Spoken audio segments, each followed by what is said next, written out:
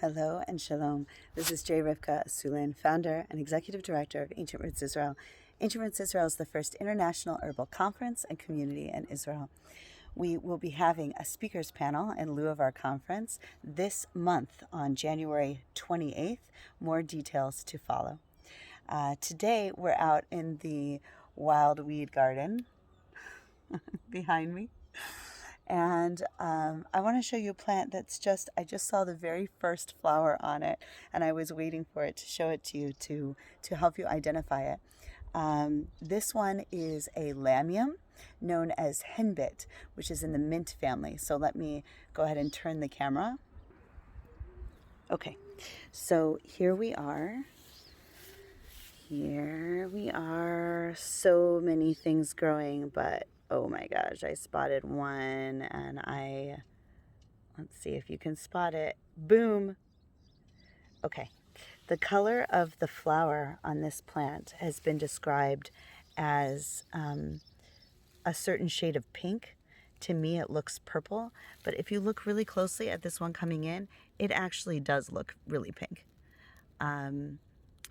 I expect there's some kind of range and variation on color. This one's really difficult for me because it's on the spectrum of colors that I cannot see. But let's get another look at the flower. It's kind of spotted. Let me see if I can focus that a little better. There we go. Really interesting. It almost looks like this kind of like puffball on the top. If I can get that, hang on. Okay, I don't know that I can do any better than I've done. Right, so I'll kind of turn it at an angle so you can see that better. Isn't that beautiful? Jeez. And you can see the other ones popping through. Okay, so sometimes this Lamium is confused with another Lamium called dead nettle or purple dead nettle or purple nettle. With somewhat similar leaves, but the flowers actually are not reaching up and over. It has a different look. I would have been very happy to do a side-by-side with you, but I can't find purple dead nettle in my yard. So, okay, so as I said, this is part of the mint family. And like many other mint family plants, here's a nice little gaggle in here with some chickweed. Look at that. And some mallow. You guys know all these plants. There's some more chickweed. Okay.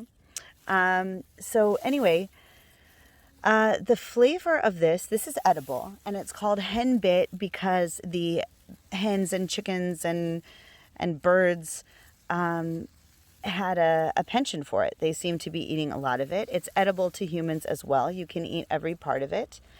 The taste of it has been compared with kale, and it's mint family with a square stem, which many mint families have. I don't know if you can see that when I turn it. It's always tricky to get the phone to agree. Maybe I'll put my hand in front of it. But it does have a square stem. You see that? Even though it's kind of out of focus, when I turn it, you can see a smaller side. So there are definitely 4 sides to that. It can turn more purple, the stem, with age. You can see some of that purple coloring. But it can also be green, which you see at the bottom here. Okay? And it's got a really interesting leaf situation. So it has these opposite leaves that are kind of hanging on these branched stems here.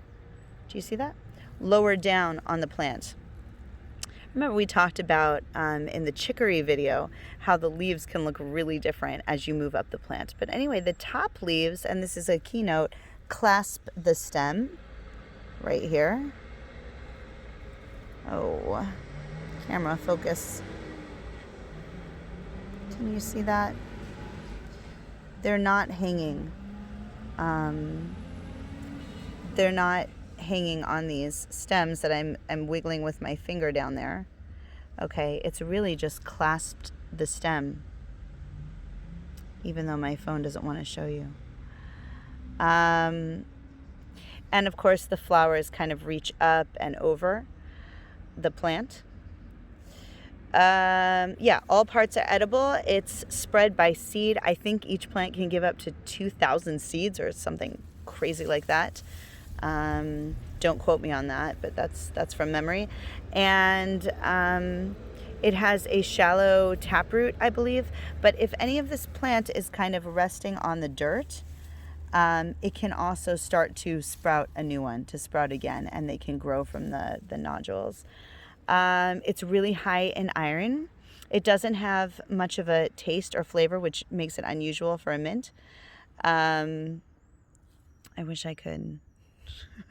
There you go. You can see some more. You can see some of those hairs too. They have hairs that I believe point downwards, which is another keynote. I'm just trying to give you pointers here on how, ooh, that was a good view for a second, on how to differentiate between this and, say, other lamiums. Okay. And those flowers just like leap up and go over. The other lamium, the purple dead nettle, is also edible. I don't think they look a lot alike. If you go and look up different pictures, comparing the two, you'll see that they really don't look a lot alike, but there you have it. Right, so it doesn't have a strong flavor or much of a strong taste, which is unusual. Most mint plants are aromatic, but this one, nope, not at all. And it's really important for the bees. So our beekeepers who are watching, there you go, there's the clasping the stem. Really important for the bees. Really special nectar. It's an early winter plant, blooming right now. We're on the 3rd of January, I believe. Also worth paying attention to the leaves.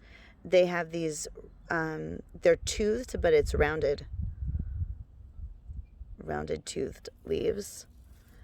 And yeah, I think the keynote here is with the little, there's little branching stems for the leaves lower down, but not at the top.